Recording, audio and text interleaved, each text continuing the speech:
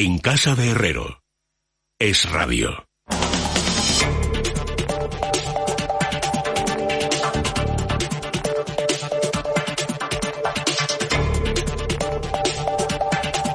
Son amigos las 9:27, una hora menos en la Comunidad Canaria. Vamos a hablar de economía. Bueno, hablar de economía es hablar de muchas cosas, porque recuerdo con interés, y se lo estaba recordando ahora a micrófono cerrado, Juan Ramón Rayo, aquí presente. Don Juan Ramón, bienvenido, buenas noches. Buenas noches, Luis. Don Ricardo Lucas, bienvenido, buenas noches. Buenas noches, Tú Luis. todavía no estabas en la tertulia entonces, pero cuando debutábamos en la tertulia económica a estas horas, había algunas cosas muy recurrentes en los discursos de Juan Ramón. Una de ellas era el cisne negro. A mí el cisne negro me suena a título de película o de, en fin, cosa misteriosa. Y él me intentaba explicar con bastante, en fin, sentido didáctico lo que era un cisne negro. Bueno, pues ya no hace falta que me lo expliques. Sí, ya no, desde luego ya lo hemos... Ya con lo del coronavirus ya sé lo que es un cisne Ya lo negro. hemos vivido, sí. Es un cisne grande ¿no? O sea, de gran envergadura. Y que puede ir bastante a peor. A ver, un cisne negro, ya lo hemos explicado otras veces, pero es un evento de ocurrencia muy improbable. Es decir, no es normal que suceda, es algo inesperado, algo excepcional, pero que si sucede genera un daño muy grande. Porque, claro, si es excepcional, pero da igual, pues no le damos ninguna importancia. Pero si sucede, aunque sea excepcionalmente, por genera un daño. curiosidad, ¿de dónde viene el nombre? Aunque solo sea por... Bueno, es de un libro de Nassim Taleb, del filósofo, economista, pensador Nicolás Nassim Taleb. Y bueno, viene de que hay cisnes negros. Entonces, claro, si uno siempre ha visto cisnes blancos, pues que haya cisnes negros es una rareza estadística. Bueno, es una imposibilidad, pero una imposibilidad que en ocasiones se puede romper viendo un cisne negro, ¿no? La verdad es que el tema del coronavirus en sí mismo ya es un cisne negro, tal como se ha venido desarrollando hasta la fecha, porque si hace 2 meses nos hubiesen dicho qué probabilidad ubicáis vosotros a que surja una epidemia grave en la principal productora de manufacturas del mundo, que es China, y que eso obligue a cerrar la frontera entre China y Estados Unidos a los viajes, por ejemplo, al intercambio de mercancías, también entre China y Rusia, que además esa epidemia se extienda luego a Corea del Sur, a Japón, a Irán, a Italia, pues no le habríamos dado, vamos, nadie habría apostado mucho por ello, pero la verdad es que ya está aquí y ya está generando daño en forma, también lo explicamos la semana pasada, de contracción de la demanda, porque los chinos se han vuelto más pobres, básicamente China ha estado parada, ha estado de vacaciones forzadas, entre comillas, durante el último mes, no se ha producido, prácticamente, vamos, el consumo de prácticamente todo ha caído entre un 80 y un 90%, es decir, insisto, el país ha estado paralizado, y claro, si no tienes renta, no demandas. Pero es que además, claro, si China produce el 30% de las manufacturas mundiales y ha estado parada, pues el 30% de lo que normalmente se producía, si no se ha podido desviar a otras fábricas de otras partes del globo, pues no se ha producido. Y eso es también un shock de oferta, shock de demanda y de oferta.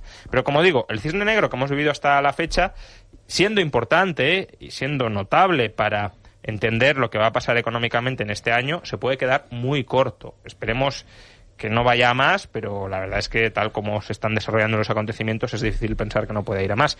Y hay 3 vías que pueden empeorar mucho el asunto.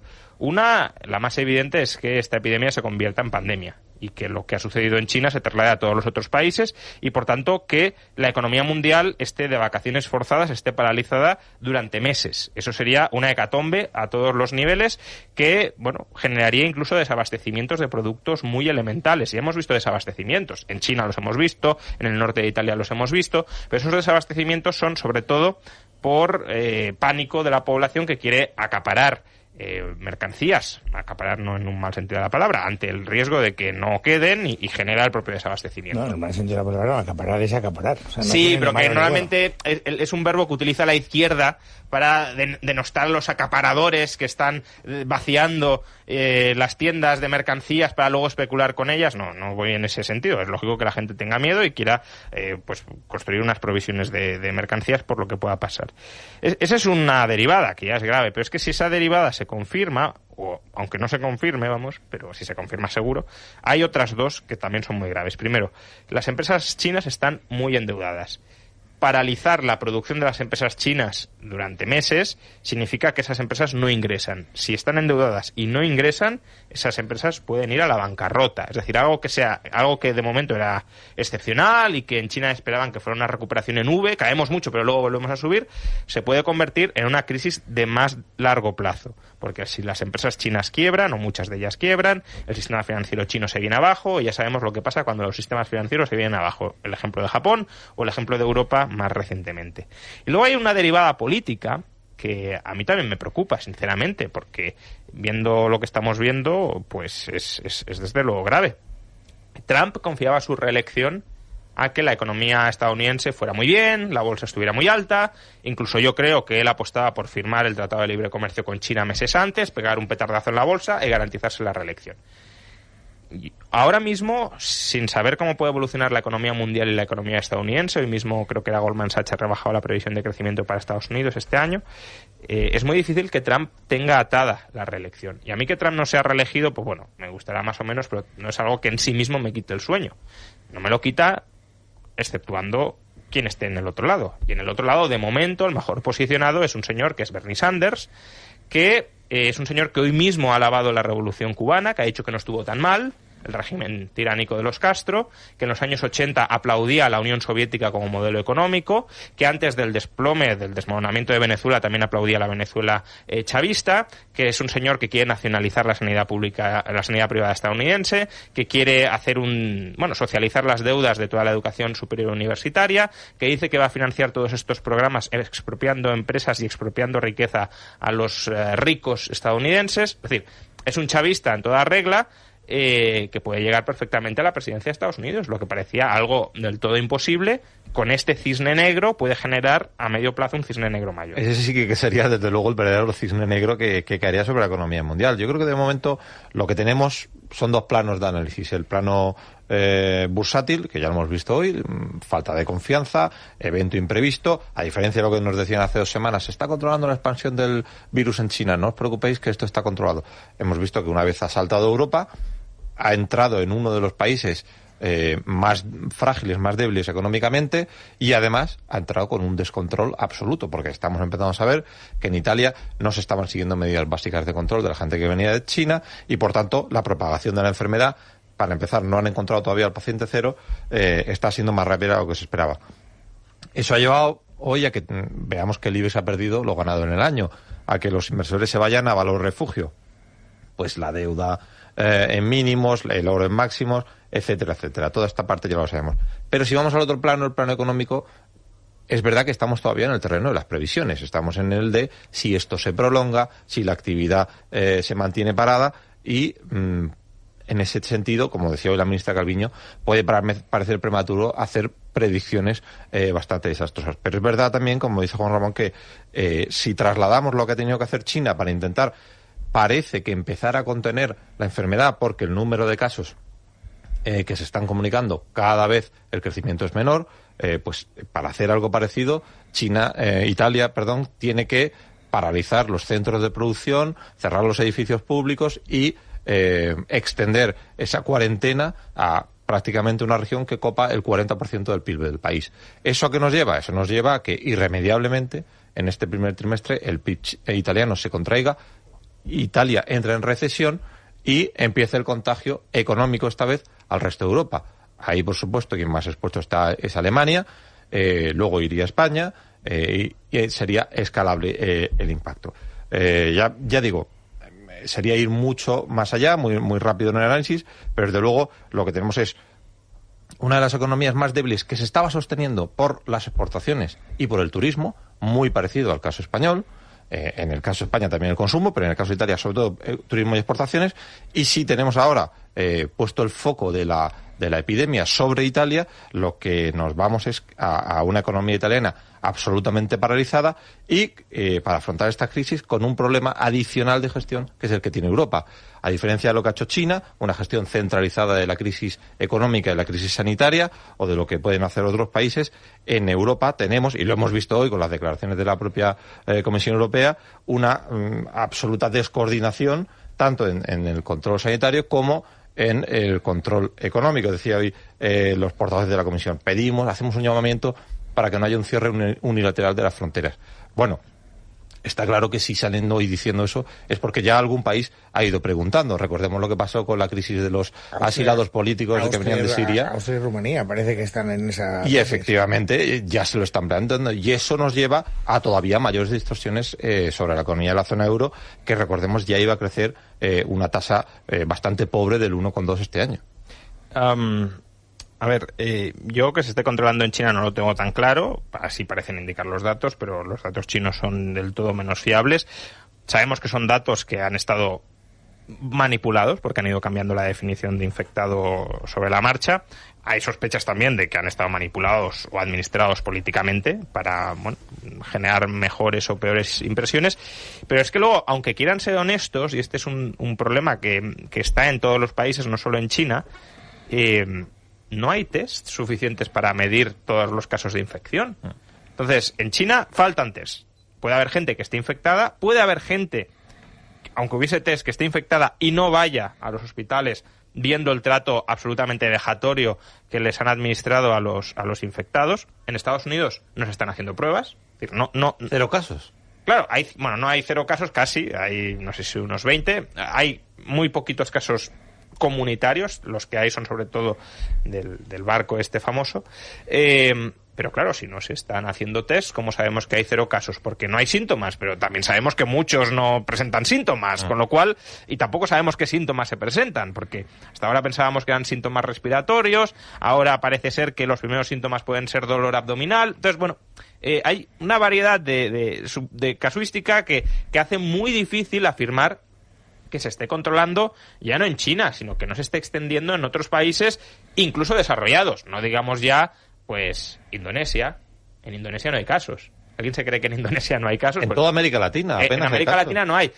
Bueno, pero eso podría ser, sería raro, pero podría ser, pero es que Indonesia, la conexión con China es tan directa que es absolutamente imposible que no haya casos. Afganistán, sí han aparecido un par de casos, pero de verdad nos creemos que Afganistán está supervisando cuidadosamente todos los posibles casos de infección.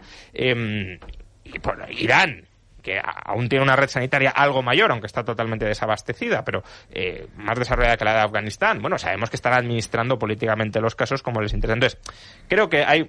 ni quieren que lo sepamos, digo, en otros países como Italia sí hay más transparencia, pero aún así están desbordados. Ni quieren que lo sepamos en muchos países, incluido China, ni, aunque quisieran que lo sepamos, lo podemos saber porque no tenemos test suficientes, ni siquiera los test son 100% fiables, con lo cual, ni hay para medir ni demás. Y luego diría que afortunadamente en Europa no pueden aplicar las medidas que han aplicado en China, porque hay medidas que han aplicado en China que son absolutamente salvajes. Y no hablo de la cuarentena, que la cuarentena hasta cierto punto me parece medianamente razonable que se plantee, incluso que pueda haber controles fronterizos en Europa durante unas semanas para evitar... Pues se está viendo en Italia, perdón. Sí, por eso. 50.000 personas aisladas, sí, y a ver, que eso la zona roja es como una especie de gueto en este momento sanitario. Eso dentro de lo que cabe, si usted no puede garantizar que no va a infectar a otros, pues es lógico que durante un tiempo se le inhabilite el movimiento. Pero es que en China, no sé, las residencias universitarias, por ejemplo, han sido vaciadas por la fuerza, se han desalojado a los estudiantes, se les ha... tirado todo el material para convertirlo en un hospital, por ejemplo. Es como si entraran en nuestras casas y nos dijeran, no, de aquí fuera, que esto hay que habilitarlo para poner camas. Entonces, afortunadamente, muchas de esas medidas no se van a adoptar. E incluso en China, con todo ese potencial tiránico que tiene, ya digo, parece, según las estadísticas oficiales, que ahora están empezando a contenerlo, no sabemos si es cierto, y en todo caso, cuando se levanten las restricciones, que hoy mismo sugerían que a lo mejor ya empezaban a relajarlo y demás, porque hay mucha presión interna, evidentemente, para que se haga. Cuando la gente vuelva al metro, cuando vuelva a pasear normalmente por la calle, cuando vuelva a trabajar, muy probablemente veamos un nuevo resurgir de casos. Entonces, es muy prematuro pensar que esto está bajo control. Lo era la semana pasada, lo es ahora, y bueno, es que de hecho no es ni mucho menos claro que se pueda evitar ya la pandemia global. Desde luego, las cifras lo que nos llevan y la evolución de la enfermedad nos llevan a un escenario de bastante incertidumbre, y como hemos venido diciendo, la incertidumbre casa muy mal con la economía. Ya digo que las bolsas han perdido hoy mucho, pero es que además, pensando no solo en la gestión la parte sanitaria, que es evidente que es muy complicado, tenemos en el caso europeo un problema adicional que es la gestión económica. Es verdad que todas estas medidas van a impactar en la actividad, pero de cara a esa supuesta recuperación en V que algunos anunciaban, Europa, ¿cómo puede combatir ese efecto depresor sobre la economía? Se está empezando a hablar ya de que los bancos centrales tenían que aplicar una política más expansiva todavía, pero claro, el problema es que vamos a tener, o se supone que vamos a tener, un problema de demanda. Si cierran las fábricas, de oferta, perdón. Si cierran las fábricas, si tenemos a la gente recluida en sus casas y por tanto su capacidad de consumo cae, por mucho que el Banco Central Europeo siga inundando de liquidez el mercado, ¿quién va a generar esa actividad para poder, compensar lo que suceda? Parece claro que decía hoy la OMS, la Organización Mundial de la Salud, hay que prepararse para la pandemia. Lo que no estamos preparados es para la gestión económica de la pandemia. No solo porque no tengamos un sistema centralizado, como puede ser China, de gestión de políticas económicas, sino sobre todo porque vamos a ver de qué manera compensamos si esto, la evolución es dispar, qué países se ven afectados, qué países se ven menos afectados y qué capacidad tienen los países que no se vean afectados de arrastrar con ellos a los países que sí se vean, y ya te digo, como el caso de Italia, que es uno de los más débiles. Las políticas monetarias o fiscales expansivas, las políticas de demanda, no tienen prácticamente ningún sentido en este momento, porque efectivamente estamos ante un shock de oferta. Las políticas expansivas de demanda tienen sentido, algunos creen que tienen sentido, cuando hay muchos factores desempleados que querrían estar empleados si tiramos de la demanda. Pero aquí de lo que estamos hablando es que se deja de producir porque no se puede producir, con lo cual, si tú incrementas la demanda en un momento en el que hay una restricción de oferta, lo único que vas a conseguir, en general, es que suban los precios, pero no que haya más actividad, no que haya más gente trabajando, porque es que tú mismo estás impidiendo que la gente vaya a trabajar. La única salida por la cual podría tener cierto sentido las políticas monetarias expansivas es para garantizar cierta refinanciación a las empresas que estén en una situación de mayor dificultad productiva o financiera por el parón de la producción, y si se les quiere dar algo más de tiempo para que salgan adelante, una especie de subsidio para retrasar la suspensión de pagos. En este sentido, por ejemplo, Italia al parecer ha suspendido en el norte de Italia el pago de los intereses de las hipotecas. Se rumorea, ya veremos si se confirma, que el ministro de Finanzas va a anunciar que no se van a pagar impuestos durante las próximas semanas en el norte de Italia. Es decir, aligerar un poco la carga financiera de estas personas en un momento en el que no tienen renta y no la están generando. Pero que nadie piense, a diferencia de en otros momentos, que si hay un bajón de la actividad vamos a ser capaces de reempujar o de empujar al alza ese bajón tirando de la demanda. Aquí esto no va a funcionar. Como mucho, lo que se puede evitar, y cuidado con las consecuencias, es que el bajón no se convierta en crónico y que cuando pase el shock de oferta podamos volver a crecer porque no haya quebrado gran parte del parque empresarial. Pero desde luego, mientras esté la economía paralizada, por mucho que tires de demanda, no vas a solucionar nada. Sobre todo porque además tienes el efecto de contagio en las cadenas de suministro. Ya estamos viendo muchas empresas que están teniendo problemas serios para cubrir sus líneas de producción, incluso algunas que están empezando a derivar la producción a otras zonas asiáticas. Pero, ya digo, en función de el contagio de la enfermedad, de cómo se vaya propagando, vamos a ir viendo cómo se puede gestionar eso. En todo caso, lo que sí hay un efecto que esto nos muestra y que puede llevar a que algunas empresas tomen decisiones en ese sentido, es hacia una ruptura o un inicio de ruptura de esas cadenas de suministro globales que había traído el propio proceso de globalización, que ahora algunos están poniendo en cuestión y que puede acelerar esa desconexión, ese desacoplamiento que estamos empezando a ver, no solo en el ámbito económico, sino también en el ámbito tecnológico, y de ahí viene esa guerra tecnológica de la que hemos hablado mucho entre Estados Unidos y China. Lo que pasa, No, sí. No, os iba a decir que estas reflexiones que estáis haciendo ahora son reflexiones que ya hemos hecho cuando el fenómeno estaba, digamos, aislado. Un problema preocupa cuando nos es geográficamente próximo. Es injusto porque los seres humanos pues se estaban muriendo en China a centenares, ¿no? A miles. Hay miles de personas que han fallecido como consecuencia del coronavirus. Pero bueno, la vida es así de dura. O sea, es decir, uno mira un problema que geográficamente está lejos y objetivamente le preocupa mucho menos. Y aquí se ha producido... Decía Adam Smith, por afianzar tu argumento, dice, si supiera que mañana va a haber un tsunami en las tierras de la India, dormiría tranquilamente. Ahora, si supiera que al día siguiente me van a cortar una falange del dedo meñique, no podría dormir en toda la noche. Pues sí, es así. No, es como la plaga de langostas que está afectando a medio cuerno de África y aquí no nos preocupa lo más mínimo y allí tenemos unos problemas muy graves de abastecimiento. Así son las reglas, así de duras. Pero bueno, lo cierto es que ha llegado a Italia. Es decir, cuando hablabais antes del impacto que ha tenido en los mercados, es decir, la bolsa de Milán ha bajado 5,4 me parece, pero es que el IBEX ha bajado un 4%. Sí. Y entonces ahora estamos teniendo que encarar algo que ya no hace referencia al comercio mundial, que ya no hace referencia al abastecimiento como consecuencia de la globalización. Ahora estamos hablando de la posibilidad, y ahí es donde quiero trasladar la pregunta, de que en el seno de la Unión Europea pase algo, no se sabe muy bien qué. ¿Se puede prever? Es decir, ¿se establecen escenarios? ¿Hay alguien que en este momento pueda estar diciendo hipótesis A, que esto se quede como está, hipótesis B, que esto paralice solo Italia, hipótesis C, que los países europeos se pongan nerviosos y establezcan fronteras interiores? Es decir, ¿hay alguien que esté tratando de mirarle las tripas a ese cisne negro? Yo entiendo que si hay una mínima racionalidad deberían estar contemplando todos los escenarios y cuáles van a ser las consecuencias de cada uno de ellos.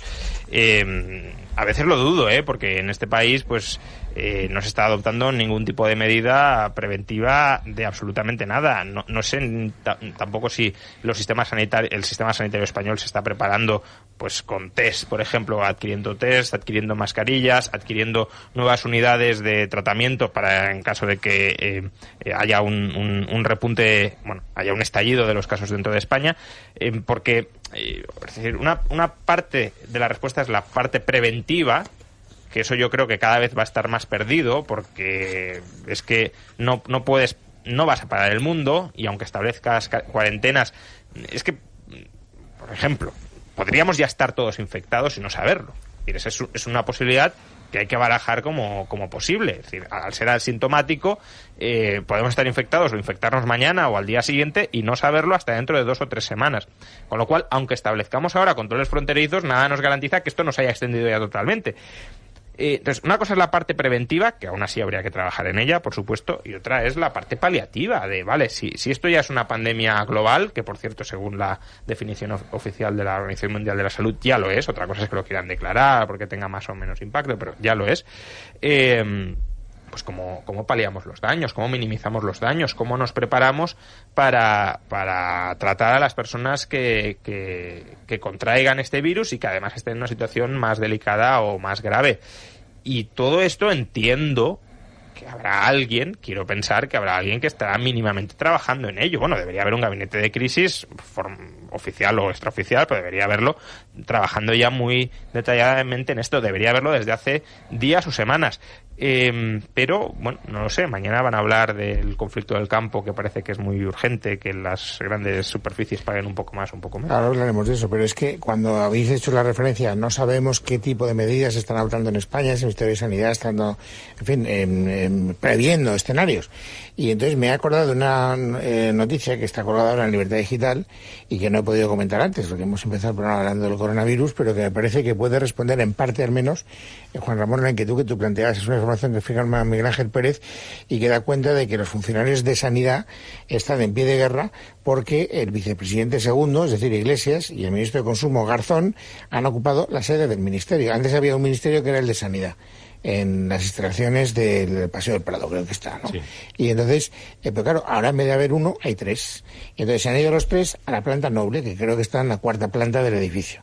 Y como no estaba previsto para 3 ministros, pues entonces lo que han hecho es que a todos los especialistas y a todos los técnicos cualificados del Ministerio los están desplazando y los están echando de sus sitios y están organizando un caos que en una situación como la que... Esto ya sería en sí mismo una noticia. Noticia de cómo el poder, en fin, lo arrasa todo y dice yo quiero el mejor despacho con las mejores vistas y con la moqueta más mullida. Pero es que en el Ministerio de Sanidad ahora mismo es cuando más necesitas coordinar y que los funcionarios sepan hacer su trabajo y que, en fin, el engranaje interno funcione de manera fluida.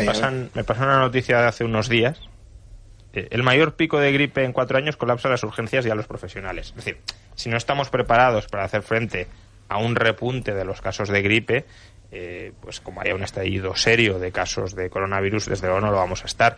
De hecho, la esperanza que tienen algunos es que el estallido se produzca después de que la gripe haya remitido, de tal manera que se liberen un poco los servicios sanitarios, pero como confluyan ambos, aparte de que va a ser muy difícil distinguirlos, porque claro, ahora si alguien tiene síntomas de gripe no sabe si es coronavirus o gripe y por tanto si no tienes test no lo puede... Bueno, aparte de que será más fácil detectarlos, aquellos que sean sintomáticos, el sistema sanitario estará más descargado, pero claro, como coincida todo, no sabremos ni quién lo tiene ni quién no habrá forma de medirlo y el sistema sanitario colapsará.